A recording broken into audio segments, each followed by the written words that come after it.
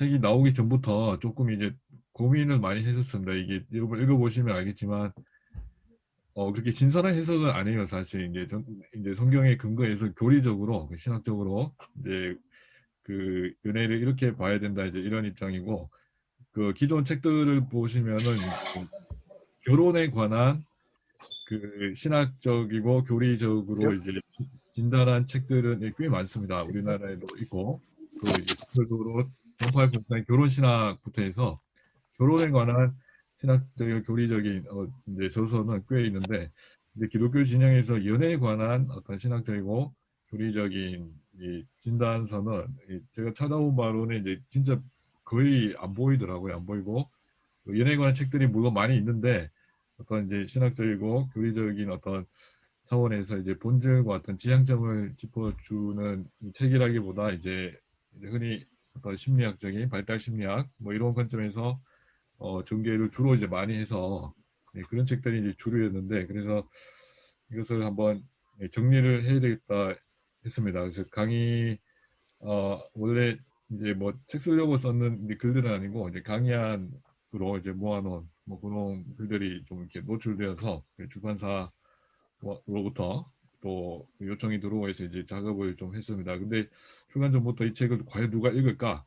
굉장히 이제 요즘 청년들 정서에 별로 맞지도 않고 고민했었는데 의외로 좀 반응을 잘해 주셔서 이제 지금 이수의 이별이 이제 들어가게 됐습니다. 보시다시피 뭐 베스트 마켓 뭐 찍혀 있는 걸 제가 캡처해 두겠는데 어쨌든 제가 소개해드리고 싶은 거는 크리스천 연애의 신학적인 토대가 좀 이제 정리가 되지 않았나 뭐 이렇게 이제 자평을 하고 싶습니다. 주변에서도 그렇게도 말씀 많이 해주시고 그 저는 이제 대전제가 있습니다. 이걸 책을 이제 정리를 하면서 우리 크리스천 연인들뿐만 아니라 성도들 모두가 어떤 살아가야 될 이유, 바라봐야 될 이제 궁극적인 어떤 이제 지향점이 분명히 이제 성경에 이제 언급하고 있고 이 때를 위하여 우리가 이제 모두가 지금 일상을 이제 살아가고 뭐 연애 결혼은 포함되는 건 마찬가지고 우리 모든 일상이 이제 이것과 직결되어 있는데 이거 뭐 세계관으로도 표현할 수 있겠지만 그 여러분 이제 성경에 보시면은 분명히 이제 그 우리 주님께서 하나님 나라가 이제 임할 거다. 이 또 이미 이제 부활을 기점으로 이미 임한 그 하나님 나라도 있고 장차 임할 하나님 나라 이 사이에서 그 다음 PPT를 좀 이제 띄워주시면 감사하겠습니다. 여기 보시면은 예, 요 그림을 봐주시면 여러분이 이제 이해가 되실 겁니다. 그뭐 신학자들이 그렇게 좀 정리하듯이 그 주님의 부활을 기점으로 그 하나님 나라가 이제 시작이 되었습니다. 주께서 승천하시기 전에 제자들에게 40일 동안 말씀하신 그 내용이 바로 이제 하나님 나라의 일이라고 사도행전에 되어 있습니다. 이제 왜 그렇게 말씀하셨냐면은 그 주님의 부활은 이제 어떤 새로운 시대가 열렸다는 이제 사인이고 마지막 종말에 일어날 그 이제 부활 사건을 그 2000 저기 이제 역사 안으로 이제 끌어들여서 우리 주님의 부활을 기점으로 처음으로 이제 그 종말의 사건을 보여주셨고 그것이 이제 역사 안으로 이제 들어온 그런 사건입니다. 그래서 주께서 새 시대를 이제 알리시면서 이제 하나님 나라가 이미 임했고 이제 완성을 향해 이제 가고 있는 그 구도 속에서 우리가 살아간다고 성경은 분명히 그렇게 이제 증거를 하고 있습니다. 하나님 나라가 이미 임하였다는 표현도 있지만은 또 장차 올 하나님 나라도 말씀하시는데 이 긴장 관계 속에서 우리가 살고 있는 걸 정리해 보면은 여러분 앞에 보시는 요표 그림이 됩니다. 이게 이제 블로그에 사실 자료가 다 있습니다. 검색해 보시면 되고 그래서 이 맥락 가운데 저는 이 연애 문제를 좀 집중적으로 부각시켜야 되겠다 이 확신이 거의 20년 전부터 사실 이야기를 제가 했었습니다. 학부 때 후배도 앉혀놓고도 이렇게도 말을 하고 제 스스로도 이렇게 했고 여러분 편지 그 제가 제 책의 첫 부분이 그 연애 편지글입니다. 읽어보시면 이 부분부터 좀 쇼킹을 많이 이제 하시던데 혹시 근데 글 읽어보셨어요? 연애 편지 같은 느낌이 안 드셨죠? 이제 거의 뭐 설교인지 뭐 강의인지 그 정도로 저는 이제 연애 때부터 이런 개념들이 머리에 있었고 이제 주님 나라를 위해서 우리가 이제 살아야 된다. 그렇다고 이제 일반적인 어떤 연애 이 그런 이제 그 연애관을 전혀 무시하거나 뭐 그러지는 않습니다. 이제 당연히 자매들이 좋아하는 것도 있게 하지만은 그 자체에 좀 저는 좀 굉장히 서투르고 사실 이제 어쨌든 저는 이제 이런 그 좀 거시적인 관점에서 우리 이제 장차 올 하나님 나라를 준비하면서 살아야 되고 연애도 이 관점에서 좀 이해를 해야 되겠다 이제 확신이 있었습니다. 그 연애 때 좀 별나다는 소리를 많이 들었고 그렇게 연애하면 아무도 안 좋아할 거라고 했는데 그 제가 동기들 사이 거의 제일 빨리 결혼했거든요. 이제 20대 중반에 이제 결혼을 했었는데 어 그래서 이제 이 그림에서 보시듯이 우리는 이미 이만 그 이제 구속적 통치 십자가를 통한 나스림 부활 사건의 기점으로 특히 교회를 중심으로 이제 천국 복음이 지금 확장이 되어 가고 있지 않습니까? 그래서 이 마지막에 이제 주님이 재림하시면은 그 원래 하나님 나라 이제 죄가 없는 그 상태 그 회복을 향해서 나아가고 있는 흔히 이제 세계에서 말하는 이제 그 창조 타락 구속 그 회복 이제 그런 맥락으로 이제 보시면 됩니다. 그래서 이 과정에서 그럼 연인들은 여기에서 예외냐? 이제 저는 그렇게 생각하지 않거든요. 우리가 이제 그 청년 시절에 가장 그 양보하기 싫어하고 또 이제 인간적으로 취약한 부분이라고 할 수 있는 어떤 이제 근원적인 욕구와 관련된 이 부분이 어떤 주님 통치하에 어 하나님 나라를 위하여 아름답게 이제 펼쳐지는 표출할 수 있는 표현할 수 있고 그 훈련을 한다면 굉장히 이제 좋을 것 같습니다. 그래서 그 뭐 한꺼번에 너무 많이 다루니까 시간이 없는데 어쨌든 이제 좀 표를 보시면은 요 관점에서 이제 우리 이제 일상 자체가 진행되고 있다는 거 좀 기억해 주시면 좋겠고 우리 연인들도 이제 이 관점 속에서 본인들의 그 사랑을 싹 틔우시고 이 사랑 자체에 머무르는 것이 아니라 이제 주님 나라의 회복을 위해서 가되 단 결혼하고 이게 차이가 좀 있기 때문에 그래서 이제 결혼 전 단계로서 어떻게 생각할 것이냐 했을 때 그 다음 이 슬라이드를 좀 보여주시면은 책 내용을 막 그 빨리 하려니까 또 보국대는 좀 이해해 주시면 감사하겠습니다. 그 연예 결혼 궁극대 실체 이렇게 제가 예, 직접 만든 표입니다. 사실 보시면은 이런 존 파이브 결혼 신학 책을 많이들 읽어 보셨을 거예요. 거기 읽으면서 그건 이제 결혼에 관한 건데 일단 결혼에 관한 관점은 이제 저는 이제 차이가 없었습니다. 차이가 없고 이걸 연애에 또 이게 집중해서 어떻게 다룰까 이제 그 고민을 하면서 이제 정리해 놓은 이제 표입니다.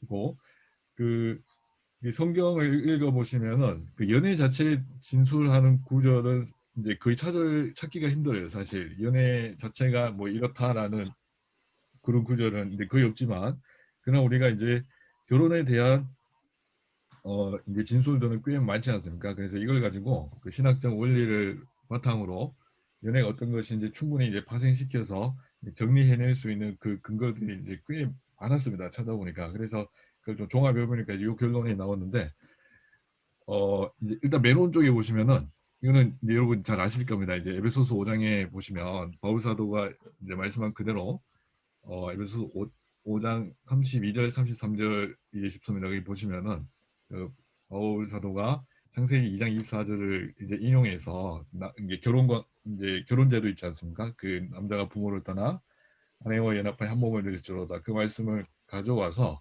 그러고 나서 곧 이제 하는 말씀이 덧붙이는 말씀이 그 이 비밀이 크도다 이제 그게 큰 비밀이라는 거예요. 큰 비밀 결혼제도 큰 비밀인데 그 왜 큰 비밀이냐면은 이제 그리스도와 이 교회에 관한 것이라고 그 유비적인 이제 그런 해석을 바울이 이제 그렇게 성경 주석에 내는 거죠. 그래서 그걸 이제 맨 오른쪽에 이제 사실 그 이야기입니다. 궁극적 실체가 우리 주님과 우리와의 이 관계, 그러니까 우리의 영원한 그 이제 신랑 되시고 우리가 거룩한 신부로서 마지막 날에 이렇게 서게 될 건데 이미 우리가 신부된 자로서 이제 완전한 모습을 향해서 우리 나아가고 있지 않습니까? 그래서 그 궁극의 실체가 그리스도와 이제 교회의 신밀적 연합이고 이것을 가장 어, 우리 인간 세상에서 잘 드러내주는 이제 관계에서 이제 비유가 이제 결혼 관계이지 않습니까? 결혼의 현실을 말씀드리는 것이 아니고 저는 예, 성경이 말씀하신 이 결혼의 어떤 이제 본질 그걸 이제 말씀을 드리는 겁니다. 어, 그래서 우리 결혼이 이 바울 사도가 큰 비밀이라고 했고 이게 남편과 아내가 이제 그리스도와의 교회의 관계에서는 가장 잘 드러내는 이제 비유다 이렇게 해서 그래서 밑에 화살표 보시면은 결혼은 그림자이고 이제 그리스도의 교훈의 이제 실체, 궁극적 실체라는 것입니다. 그래서 맨 오른쪽에 궁극의 실제 신비적 연합은 파기가 절대 불가능하고 그 역할이 이제 절대 고정이 되어 있습니다. 그리스도께서 우리의 머리시고 우리가 이제 그분의 신부로서 이 역할이 고정이 되어 있는 이것이 가장 비슷한 이 비유가 이제 결혼인데 이 보시면은 이거는 이제 그림자이기 때문에 이제 실체랑 완전히 똑같을 수는 없습니다. 남편이 그리스도가 아니기 때문에 그 파기 불가했는데 예외적인 상황이 있습니다. 이제 특별히 현대인들 뭐 가정이 이 문제가 많이 되지 않습니까? 그 외도나 그런 것 때문에 그래서 예외적인 상황이 있고 또 남편이 곧 그리스도 이렇게 말할 수가 없기 때문에 완벽하게 다 대응할 수는 없지만 이제 그런 역할이 이제 있다는 겁니다. 그 역할이 고정되긴 하지만 유동적인 상황이 또 있을 수 있다. 예를 들어 불신 남편 뭐 이렇게 하면은 또 이제 아내가 어떤 영적인 리더로서 역할을 이게 가정에서 해내야 됩니다. 저는 이게 막 고정시켜서 무조건 뭐 이렇게 그 성경 상호 복종으로 얘기하는 거지 아내가 남편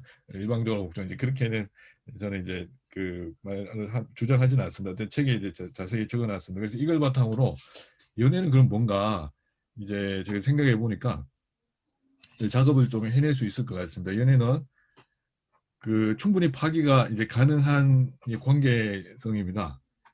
이제 어떤 커플들은 제가 예전에 지도 어떤 커플은 이제 누가 보면 좀 결혼 생활 같은 그런 느낌으로 이게 교제를 하더라고요. 그 형제가 굉장히 이제 신학적으로 탄탄하고 굉장히 이제 이제 나름 성경에 이제 좀 조예가 깊고 해서 뭐 연애 때부터 우리는 언약 관계다 이렇게 막 얘기하는데 저는 이제 그런 게 연애 때는 이제 그렇게 하면 안 되는 게 뭐 아시죠? 언약은 파기가 불가능한데 그 연애는 얼마든지 이제 서로 뭐 여러 가지 이유로 이제 파괴가 될 수 있고 또 역할도 유동적이고 요즘은 책에도 그렇게 진단했지만은 교회 안에 결혼 정년기 때 그 연령층이 그 이제 자매들이 훨씬 더 많습니다. 여초 현상이 이제 심하고 예외적인 교회도 있습니다. 형제가 많은 교회도 있는데 그 이유를 저는 분석해 보다가 이제 왜 그러냐면 그냥 제 생각입니다. 그 보통 남자들 20살쯤 되면은 이제 영적인 방황을 시작합니다. 그 전까지는 부모 신앙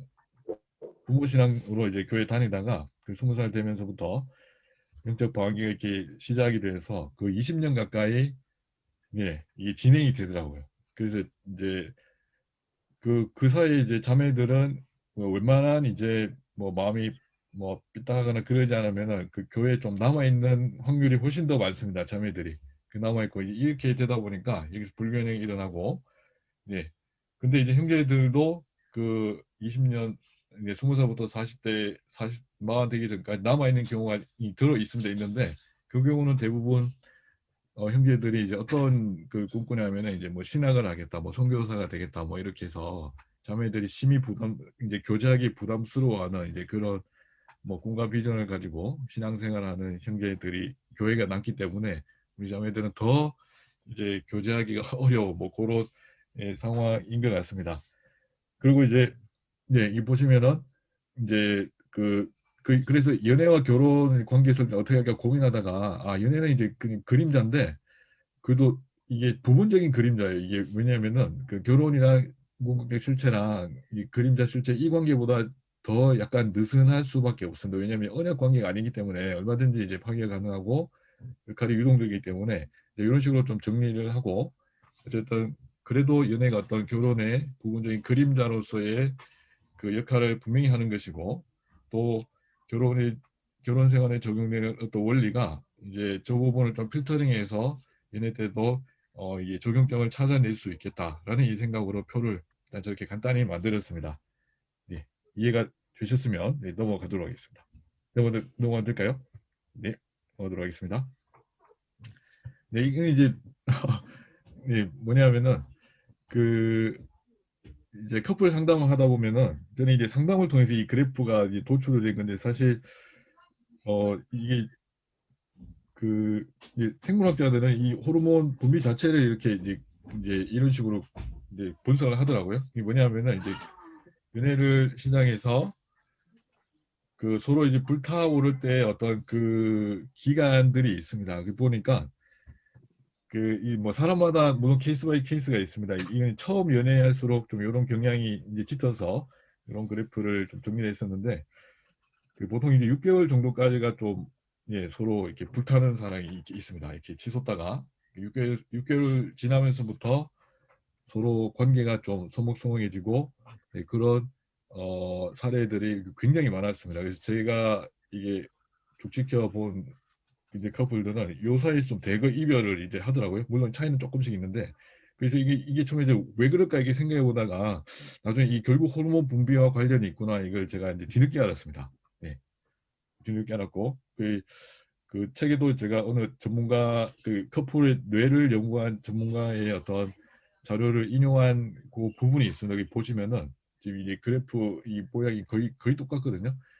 어 그래서 이제 그 전문가들이 하는 말이 그 호르몬 분비가 일부 사랑을 시작했을 때 그 호르몬이 여러 가지가 이제 분비되지 않습니까? 뭐 사랑 호르몬 뭐 이렇게 해서 한 뭐 네 가지 정도 이렇게 꼽는데 그 중에서 옥시토신은 뭐 가장 또 사랑 호르몬 이렇게 많이 칭하던데 그래서 이것이 이제 분비가 쭉 되면서 그러니까 성적 각성 상태라고 하죠. 그 이제 이게 6개월이 지나면서 또 급속히 이렇게 줄고 뭐 이게 최장 30개월까지 가는 사람이 있다 하더라고요. 그래 있고 그 뒤로는 물론 완전 소멸되지는 않겠죠. 그래서 이게 어떤 계기에서 조금씩 이제 오르락 내리락 하는 네, 그런 네, 그 리듬을 타는 것 같습니다. 결혼하신 분은 아마 제가 말씀 안 드려도 이게 무슨 말인지 직감하실 겁니다. 아무튼 이제 이때 그 뭐냐면 이제 이 과정에서 보통 그 연인들이 처음 교제하는 사람일수록 이제 저지르는 오류가 그 이제 감정 상태로 사랑을 이제 생각하는 경우가 이제 굉장히 많았습니다. 이제 감정이 충만해지면은 저 사람 사랑하는 거고 그렇지 않으면은 사랑하지 않는다. 뭐 이런 식으로 주로 이렇게 생각을 많이 하더라고요. 그래서 저는 그 이 사랑이라는 개념을 좀 정립을 어떻게 해야 되겠다 싶어서 지금부터 한 15년 전인 것 같습니다. 그래서 이제 묵상을 좀 하다가 어 물론 사랑을 존재로 얘기하면은 사랑은 하나님이시다. 이게 정답이지만은 그 이러고 끝나면 이게 또 너무 좀 막연하고 추상적일 수가 있으니까 그 이제 사랑이라는 개념으로서의 일단 흔히 말하는 이 사랑 어떻게 정리할까 하다가 사랑에 이루는 어떤 두 가지 그 요소들을 이제 꼽았는데 이제 사랑에는 여러분 알다시피 이제 의지라는 영역이 있고 이제 감정이라는 영역이 있지 않습니까? 이 불관계를 어떻게 설정할까 하다가 고민하다가 그다음 이제 이 보시면은 이제 이렇게 이제 저는 그 그래프를 이제 하나 이제 그렸습니다. 다음 주 넘겨주시면 감사하겠습니다. 이게 어떤 거냐면은 어 이제 왼쪽은 이제 흔히 이제 조금 용어를 쓰면 이제 구원론입니다. 구원론. 그러니까 우리가 오직 믿음으로 이제 구원을 받는다고 말하지 않습니까? 그래서 믿음으로 구원받는다고 했을 때 그럼 이것은 이 믿음은 그냥 믿음이 그렇지 않죠. 이제 행함이라는 이제 외적인 어떤 그 이제 방식이 이제 드러나게 되어 있습니다. 선한 행함이 안에 포함되어 있는 건지 반드시 시간이 지나면 올라오게 되어 있습니다. 그래서 이 구도로 이 사랑의 또 의지와 감정을 좀 정리를 이제 하게 되었습니다. 왜 제가 이 두 요소를 이제 꼽았냐면은 초반에 제가 강의를 캠퍼스 사역하면서 강의했을 때 사랑이 뭐냐고 이렇게 질문을 하면은 이제 다들 성경에 나오는 답을 거의 그대로 합니다. 사랑은 이제 그 참는 거다. 그리고 사랑 그 고린도서 13장에 나오는 그 답변을 거의 하더라고요. 사랑은 헌신하는 거다. 사랑은 이제 뭐다 이렇게 하는데 그 답 내용들을 쭉 보면 거의 다 그 의지적인 측면을 다 대답해요. 사람들이 희한하게. 그런데 이제 사랑할 때 어떤 증상이 나타나는지 이렇게 물으면은 어 이제 보고 싶고 이제 떨리고 그 어떤 이제 감정적인 측면으로 거기다 또 대답을 합니다. 그래서 굉장히 그 사랑의 어떤 개념과 그 사랑을 했을 때 경험하는 어떤 증상들이 서로 다른 영역으로 이렇게 이제 제가 거의 그렇게 대답하는 거 보고 그러면 결국 이 두 요소가 다 들어가야 되는데 이걸 좀 통합을 해야 되겠다 싶어서 제가 이런 관계성을 좀 정리를 했습니다. 뭐 보고 싶고 떨리고 흥분되고 이 전부 다 감정 요소지 않습니까? 그래서 카테고리를 묶고 또 헌신, 사랑은 헌신이다, 희생이다, 뭐 이게 전부 다 의지적인 요소니까 이렇게 묶어서 이렇게 이제 관계성을 이제 묵상 가운데 정리를 했습니다. 그게 뭐냐면은 그 이제 오직 우리가 이제 믿음으로 구원 받듯이 그 이제 믿음이 그 뿌리듯이 마찬가지로 우리 흔히 말하는 이 사랑은 그 뿌리가 의지여야 된다. 이제 그렇게 제가 좀 말씀을 드리고 싶습니다. 그래서 그 그림을 나타낸 게 다음인데요. 보시면은 어 예, 다음 슬라이드 한번 넘겨주시면 감사하겠습니다. 보시면은 네, 그냥 이렇게 생각하시면 돼요. 그 이제 믿음으로 구원받는다고 했을 때 이제 시간이 지나면은 그 열매가 이제 선함 행위라는 열매가 이제 달리게 되어 있습니다. 예, 그거는 이런 거 다 아실 거예요. 아시는데 그 사랑도 마찬가지인 것 같습니다. 우리는 처음에 이제 어, 처음 교제하는 사람일수록 이제 감정 상태가 있어야 사랑을 시작한다. 이 구도가 이제 거의 불변의 진리처럼 이제 박혀 있습니다. 예, 특히 이제 자매분들일수록 이제 그런데 그 이게 나중에 이제 어떤 그 사랑의 이제 감정적인 부분만 계속 신경 쓰다 보면은 이게 시간이 지나면은 결혼하신 분은 직감적으로 아시지만 감정 상태가 계속해서 지속될 수 있냐 그렇지 않습니다. 절대 불가능합니다. 그렇게 되면 저는 이제 병원 가라고 좀 그렇게 막 이제 권하고 싶은데 그러면 결국 이 사랑이 뭔가 이제 감정을 붙잡고 있는 그 의지의 요소가 분명히 있어야 되고 그 이걸 바탕으로 이제 이걸 올라와야 되는 이제 이 구도로 저는 이제 이해하게 됐고 그럼 이제 의지는 그러면 뭔가 이제 의지 자체가 또 무엇이냐 이게 이제 있습니다. 저 사람 사랑해야지 결단하고 이제 그게 의지일 수가 있는데 그 의지 자체도 어떤 한 방향성을 가지고 이제 뿌리를 내리지 않으면 우리는 결국 어떤 세상 사람들과 다를 바 없는 사랑을 하게 된다. 이 생각이 저는 있었습니다. 그래서 이제 결론을 좀 내린 게 그 다음 이제 슬라이드인데요. 예, 너무 빨리 진행해가지고 제가 이제 몇 마디 좀 더 하고 좀 정리를 하도록 그렇게 하겠습니다. 이 보시면은 아까 제가 말씀드린 그 하나님 나라 그걸 이제 좀 이런 식으로 좀 표현을 했습니다. 우리가 어떤 사람을 이제 이 사랑할 때 당연히 이제 시작은 누구나 다 다를 수가 있어요. 저 사람 뭐 아우 굉장히 어떤 한 측면이 좋아서 감정이 끌려서 사랑을 시작할 수 있고 그 자체를 부정하는 게 아니고 예, 이제 감정이 이끌리던 어떤 결단을 하고 사랑을 시작하다니 그거는 상관없습니다. 그건 상관없는데 이제 교제하면서 이걸 어떤 사랑해야 되는 어떤 이제 분명한 이유와 또 우리 크리스천으로서 가져야 될 어떤 최종 지향점을 가지고 예, 저걸 바탕으로 어, 지금 교제하는 이 연인과 함께 그 미래를 꿈꿔야 되겠다 이 구도로 생각하지 않으면은 결국 나중에 고민하는 지점이 옵니다. 이제 자매들도 네, 자매분들이 그렇게 마지막 결혼 직전에 좀 많이들 좀 갈등을 많이 하시는데 그 굳이 이 사람이어야 되나 이제 이런 생각이 분명히 올라오는 그 시점이 있을 겁니다. 그리고 이 결혼해서 앞으로 어떻게 계속 인생을 살아야 되나 이제 그런 생각 당연히 할 거고 그래서 이때 우리의 어떤 결단 이제 결정하는데 그 이제 기준점이 되는 요소들이 이제 바로 이 구도입니다. 이제 하나님 나라의 그 완성 최종 지향점인 이제 계시록 7장 9절에 13절에 보면 세계 복음에 대해서 말하지 않습니까? 이제 구원하심이 보장하시 우리 하나님 어린 양 기도다. 그걸 늘 마음에 염두에 둔 상태에서 각자 하나님께 받았다고 확신한 그 사명들이 있습니다. 사명들. 사명 이꼴 직업은 절대 아닙니다. 절대 아니고 사명은 직업이라는 요소에 직업과 섬김의 요소 합쳐져서 사명인데 그 이 사명의 어떤 방향성들을 연애 중에 이제 조율하고 서로 이제 한 방향을 가지고 이제 결혼 전에 이걸 이게 직업이 똑같아야 되는데 그런 차원은 아닙니다. 이제 무슨 이게 설명하기 너무 자꾸 길어질까봐 제가 빨리빨리 넘어가도록 하겠습니다. 그래서 사명을 한 방향으로 조율하고 하나님 부르심을 이제 받은 이제 이 부르심의 확신 가운데 서로 어떤 교제하면서 주님 나라를 위해서 제가 이 지금 이 사람과 함께 앞으로 어떻게 해보겠습니다. 이제 그런 구도로 연애를 해야 된다고 이제 저는 그 이제 생각을 처음부터 그렇게 했었고 그 근거로 이제 창세기 2장에 보시면은 그 최초의 인류 최초의 연애이자 동시에 결혼이라는 그 장면이 여러분 아실 겁니다. 이게 보시면은 어 그 하나님께서 이제 에덴 동산을 만드시고 그 아담을 이제 지으시고 그리고 아담에게 사명을 맡기셨습니다. 근데 그 맥락에서 본문이 이어지지 않습니까? 그래서 이제 그 맥락에서 아담이 뭐 독처하는 게 좋지 못하는을 이렇게 보는데 우리는 흔히 그걸 인간적인 외로움, 뭐 결핍 이렇게 해서 뭐 저기 외로움을 해서는데 그건 아닌 것 같고 죄가 들어기 이전이기 때문에 어떤 결핍에서 드러나는 외로움은 저는 좀 아니라고 보고요. 물론 이제 해석이 또 이제 이견이 있지만 어떤 이제 하나님께서 아담에게 맡기신 이 일을 이제 혼자 감당할 수 없다는 차원에서 이제 하나님께서 어, 복이 좀 좋지 못하다 이렇게 판단하신 것 같고 이제 그런 맥락에서 이제 하와를 이렇게 이제 예, 붙여주시는 이제 그 구도를 읽어낼 수 있습니다. 그래서 성경에서 그래서 저는 그 연애 이 결혼은 이제 하나님이 허락하신 이 사명과 직결되어 있다. 이제 이렇게 이제 좀 과감히 좀 주장하고요.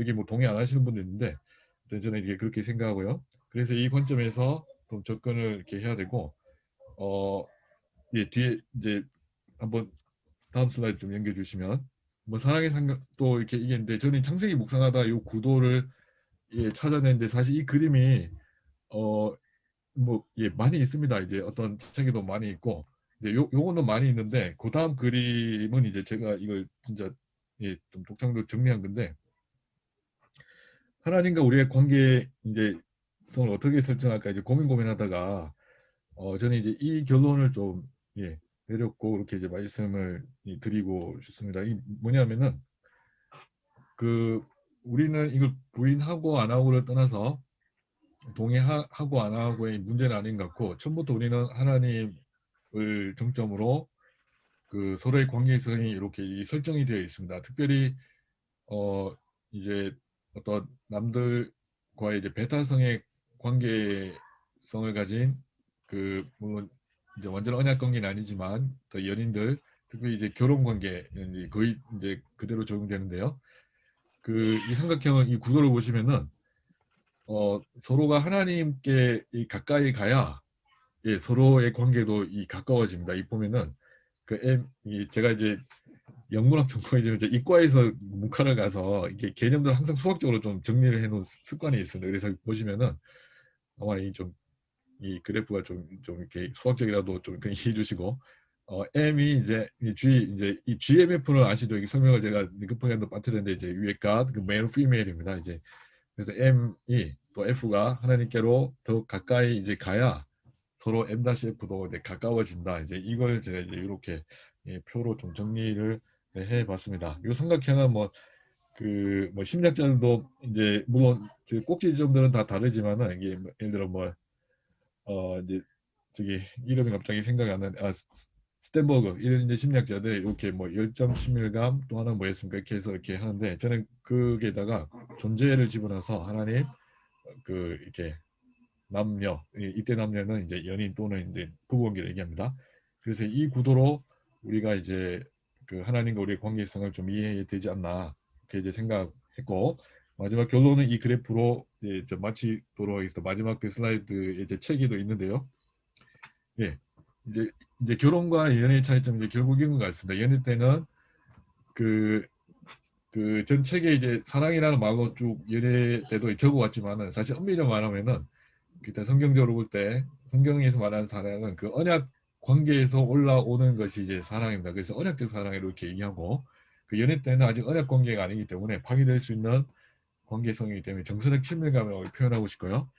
네, 그래서 이때는 그 의지보다 감정적인 그 영역이 사실 큽니다. 이제 뭐 연애하신 분은 알겠지만은 그 연애 생활을 이제 저렇게 이해하시면 되고 이제 결혼이라는 제가 관로에서 첫사랑을 표현했는데 그 이제 이유가 있습니다. 왜 그러냐면은 어 성경이 말하는 이 첫사랑이 물론 그 에베소서 저기 계시록 2장 4절에 에베소 교인들을 향해서 이제 회개라 첫사랑을 버렸다 할 때 물론 이제 주님을 처음 만났을 때 그 처음에 뜨거운 사랑 그 의미가 일차적인데 근데 이제 가만히 보시면은 우리가 흔히 말하는 예수나의 첫사랑 그 찬양도 있지 않습니까? 그래서 그것이 그 주님 입장에서는 우리가 이제 처음이지 않습니까? 그래서 이전에 이 관계성들은 이게 의미를 부여를 안 하시는 겁니다. 그래서 처음 주님과 만났을 때 그걸 처음 사랑하고 우리 황송하게 칭해 주시고 그럼 이건 이제 유비적으로 우리에게 적용했을 때 그러면 우리는 누가 진짜 첫사랑이냐?